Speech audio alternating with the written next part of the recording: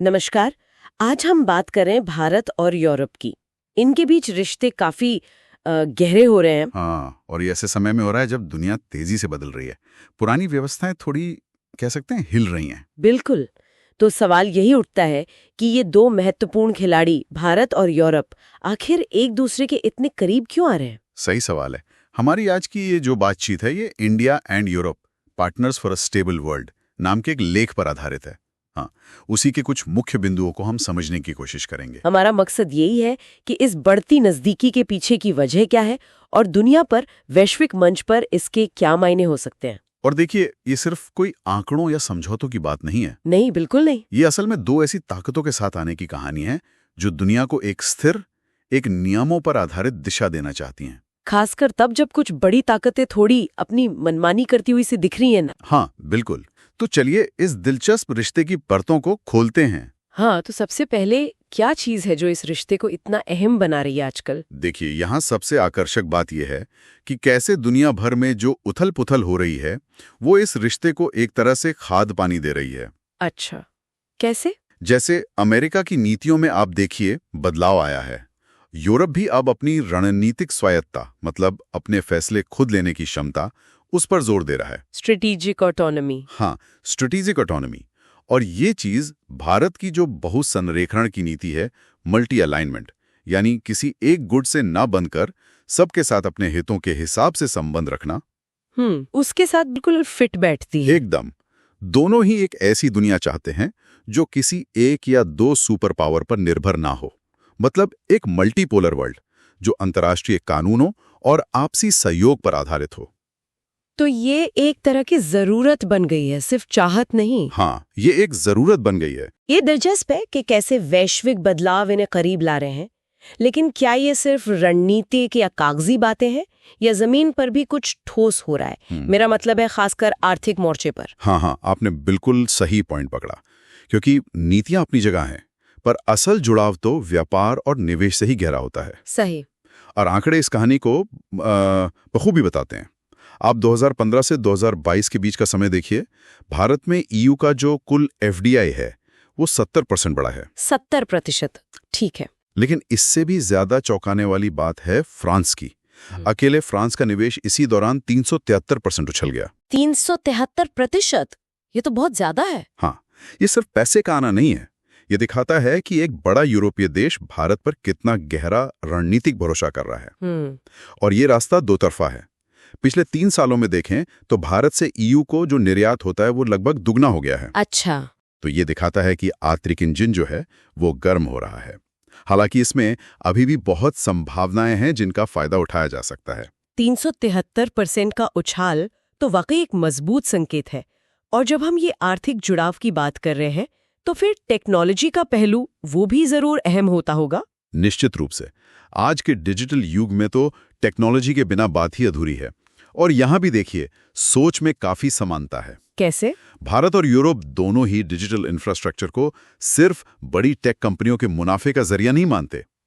वो इसे एक सार्वजनिक संपत्ति, एक पब्लिक गुड के तौर पर देखते हैं। अच्छा, पब्लिक गुड। हाँ, जिसका फायदा सबको मिले। चाहे वो आर्टिफिशियल इंटेलिजेंस हो, एआई, या क्लीन एनर्जी हो, सेमीकंडक्टर हो, डिजिटल मैन्युफैक्चरिंग हो, इन सभी क्षेत्रों में मिलकर काम करने की जबरदस्त संभावनाएं हैं। मतलब ये सिर्फ व्यापार नहीं बल्कि भविष्य की तकनीक को मिलकर आकार देने की कोशिश है। बिल्कुल, एक साझा विजन है। और क्या इसी कड़ी में हम भारत, मध्य पूर्व, यूरोप आर्थिक गलियारे आईमेक को भी देख सकते हैं, ये जो इतना चर्चित है आजकल? हाँ, बिल्कुल। आईमेक सिर्फ एक ट्रेड रूट नहीं है। ये व्यापार, ऊर्जा और इनोवेशन के लिए एक आधुनिक, पारदर्शी और टिकाऊ नया रेशम मार्ग बनने की क्षमता रखता है। ये अलग अलग क्षेत्रों को जोड़ेगा। और ये जुड़ाव सिर्फ अर्थव्यवस्था तक ही रहेगा या आगे भी जाएगा, जैसे रक्षा क्षेत्र? नहीं, ये जुड़ाव सिर्फ अर्थव्यवस्था तक सीमित नहीं है। रक्षा क्षेत्र में भी गजब का तालमेल बन रहा है। देखिए, भारत का आत्मनिर्भर भारत अभियान है। हाँ। और यूरोप की भी अपनी पहले हैं, जैसे रीआर्म टू 2025, जिसका मकसद यूरोपीय रक्षा क्षमताओं को तेजी से मजबूत करना है। अच्छा। तो इन दोनों के बीच टेक्नोलॉजी ट्रांसफर और साथ मिलकर रक्षा उत्पाद बनाने के अभूतपूर्व अवसर खुल रहे हैं। को डेवलपमेंट, को प्रोडक्शन। वाह। इसके अलावा समुद्री सुरक्षा है, साइबर सुरक्षा है, अंतरिक्ष है। इन क्षेत्रों में भी सहयोग लगातार बढ़ रहा है। ये तस्वीर तो काफी उम्मीद जगाने वाली लगती है। आर्थिक तरक्की, तकनीकी साझेदारी, रणनीतिक सहयोग। लेकिन क्या ये राह बिल्कुल सीधी और आसान है या कुछ बड़ी चुनौतियां भी हैं रास्ते में? देखिए, चुनौतियां तो हैं और उन्हें नजरअंदाज नहीं किया जा सकता।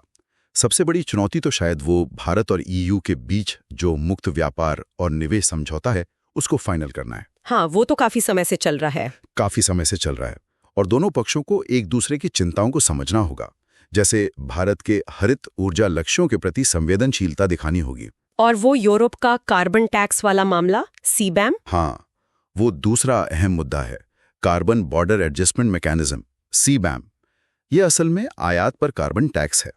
इसे इस तरह लागू करना होगा कि ये जलवायु परिवर्तन से लड़ने का जरिया बने, न कि सिर्फ व्यापार में रुकावट डालने वाला संरक्षणवाद। समझ गई। और इन सब के अलावा दोनों तरफ जो पुरानी बनी बनाई धारणाएं हैं, स्टीरियोटाइप्स, उन्हें तोड़ना होगा, एक दूसरे को बेहतर समझना होगा। और शायद यूरोप को आतंकवाद जैसे मुद्दों पर, खासकर पाकिस्तान के संदर्भ में, और ज्यादा स्पष्ट रुख अपनाने की जरूरत है। हाँ, ये भी एक अहम बिंदु है। यूरोप को इस पर और ज्यादा दृढ़ और स्पष्ट रुख अपनाना होगा। तो अगर हम इस पूरी बातचीत का सार निकालें तो इस भारत यूरोप साझेदारी का असली मतलब क्या निकलता है? इसे हम कैसे समझें? देखिए, मुख्य बात यह है कि ये साझेदारी अब सिर्फ वक्त की नजाकत या एक कन्वीनियंस की बात नहीं रही। ये साझा लोकतांत्रिक मूल्यों और गहरी होती रणनीतिक अनिवार्यताओं पर आधारित एक भरोसेमंद रिश्ता बन रहा है। भारत और यूरोप दोनों दुनिया में मध्य शक्तियों, मिडिल पावर्स के तौर पर उभर रहे हैं। मिडिल पावर्स, हाँ। और दोनों ही नियमों पर आधारित एक स्थिर वैश्विक व्यवस्था चाहते हैं। ये किसी के दबाव में बनी दोस्ती नहीं है। ये अस्थिर होती दुनिया में स्थिरता और सबको साथ लेकर चलने की एक साझा तलाश का नतीजा है। ये एक अहम बात है।